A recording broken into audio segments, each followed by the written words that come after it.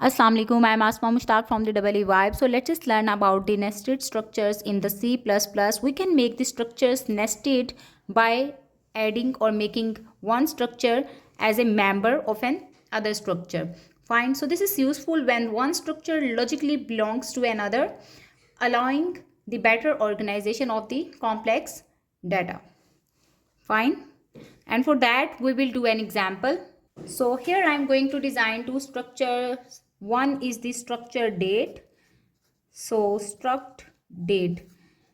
This structure will have three members that are integer day, then integer month, and finally integer year. And from here we get to know that basically this structure is representing the date of birth, or it can represent any date from the calendar. Okay, now the next structure is the structure that actually define the student. So for the structure student we will have the three parameters. One can be the name of the student, so that's why its data type should be string. So string name. The second element can be the roll number of the student, and that is also of integer type, so that's why integer roll number. Now I want to make this structure actually nested. Fine. So how can I do that?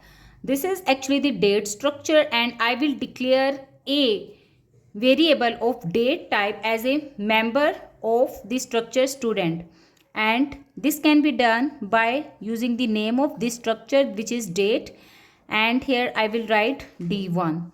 So d1 is a variable of the type date that is actually a structure, and hence the definition of the student structure is also completed. You can also add as more elements or the members as you like in the definition of the student. Fine. Now for the time being we have just used two structures, and now we will actually see how the nested structures are defined. So we will go into the main function, and in the main function what we will do,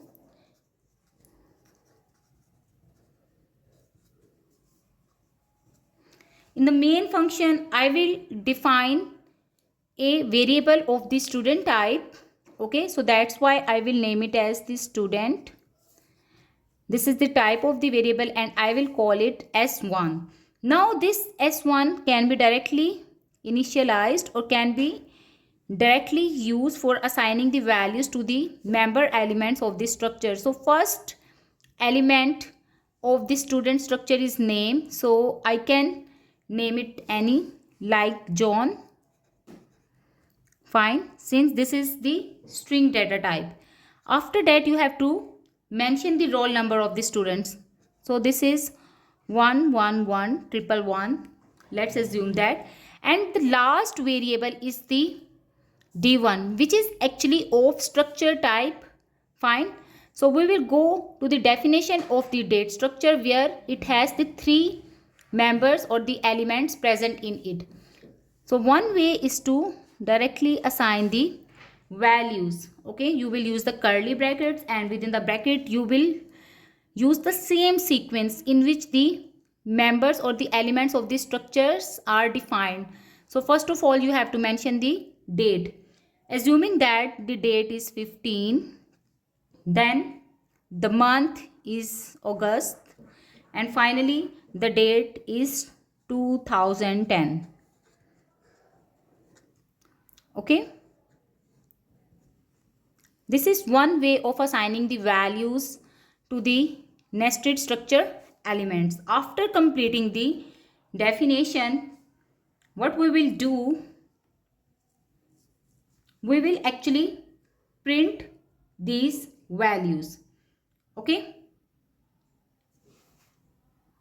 one thing you should always remember, that now I want to print the student record, and for that I need to print his name, his roll number, or the date of birth of the student, that is actually of a structure type.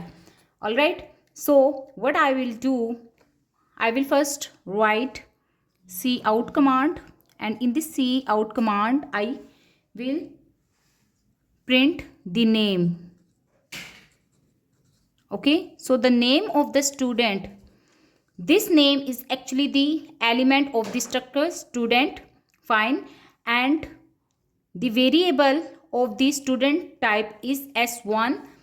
Okay, so I will use the variable dot the name of the structure student and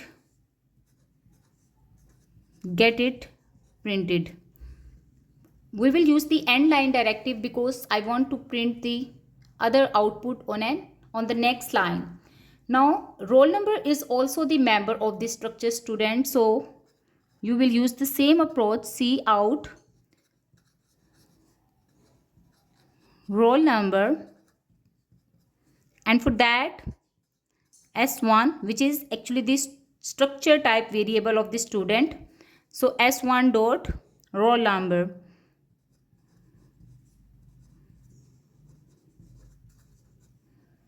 And after that, obviously again next line. Now what is left? Now I want to print the date of birth of the student, and for that we will use a bit different approach. So date of birth DOB, that is equal to what? So here you need to be bit careful how we will access this type of the variable that is actually contributing or making the structures nested. Fine. So first of all, the variable has been defined in the structure student. So that's why we will use the student type variable, which is s1, then dot. After that, since the date of birth is actually defined in this, so the date type variable is d1. That's why I will print it as d1 dot. Now I want to print first date. Okay, then assuming that I want to print the date like that, 15/8/2010. So I want to print this backslash, and for that double quote. Similarly, the next is the month. So s1 dot d1 dot month. All right, and then again double quote backslash, and finally s1 dot d1 dot year.